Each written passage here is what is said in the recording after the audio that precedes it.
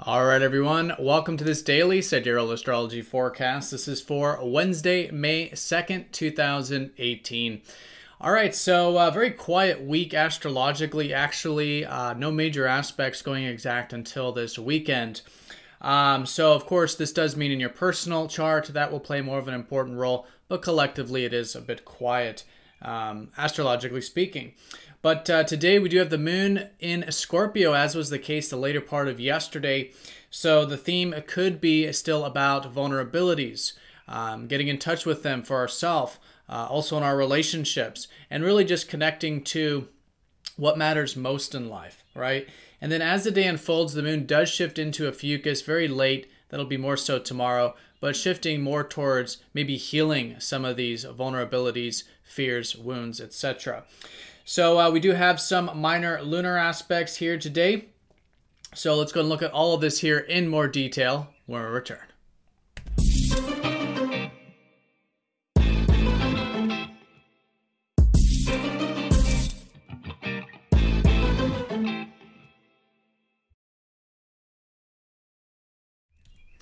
All right, so here's the sky for this Wednesday. Again, this channel is for true sidereal astrology. If you are new to the channel, check out that link down below. We are using the actual sky, which does change the signs from mainstream astrology.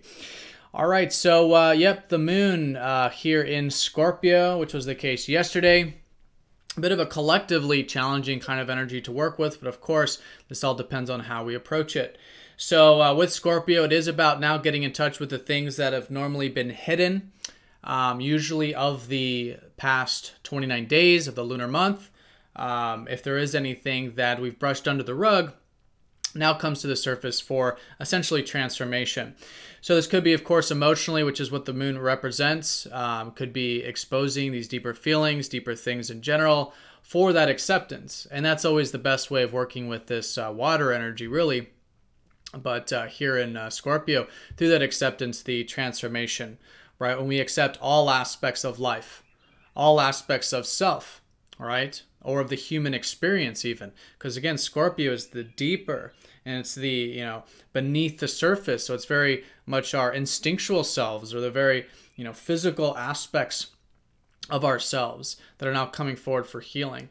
So really good for this, facing fears, facing vulnerabilities, just becoming aware of them, accepting them, and through that empowering ourselves, right? Because essentially what Scorpio shows us is that when we do accept these deeper dimensions of life, that is a very powerful energy, right? When we're non-attached, when we accept the fear, when we accept the deeper aspect, that empowers us, right? When we're no longer attached. That's where true power lies.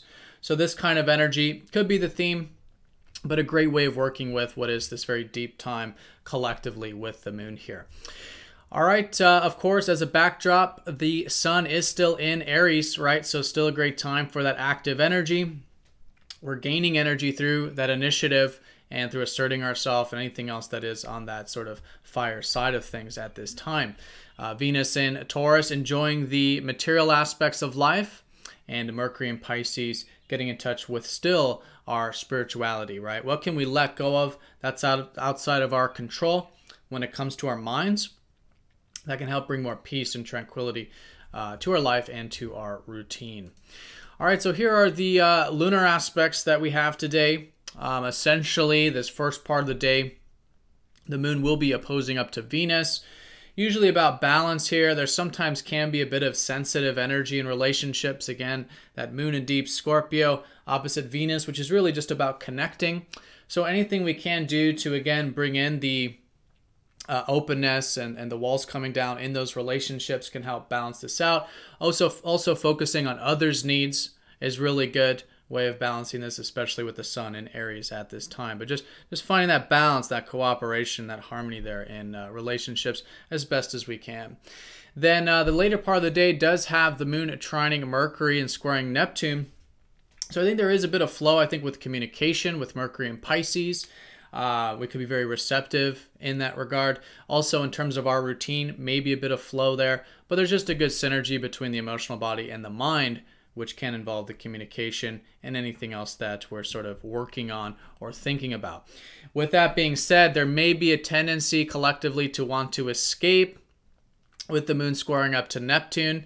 So being aware of if there is anything like that. Usually with squares, we want to go to the extreme, and Neptune is like that Pisces energy, wanting to escape or hide away.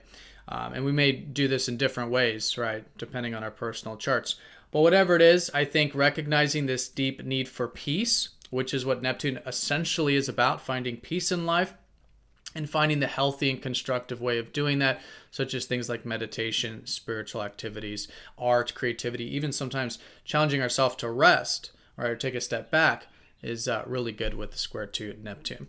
All right, but these are all minor in relative terms. Just some hopefully here insight in terms of how to work with the minor energy. But again, the theme really is that of the big picture. We're still very much in this heightened part of the lunar month. We just had that full moon Sunday, Monday time. So still great to be moving things forward with whatever insights we had early in the week. And I think here today and going into tomorrow in terms of developing the deeper dimensions, right? Getting in touch with what truly matters most in life and practicing that acceptance. All right, so have a great day, everyone. Thank you again for watching and all of your support. Be sure to hit that like button, and I'll see you all tomorrow for the daily forecast.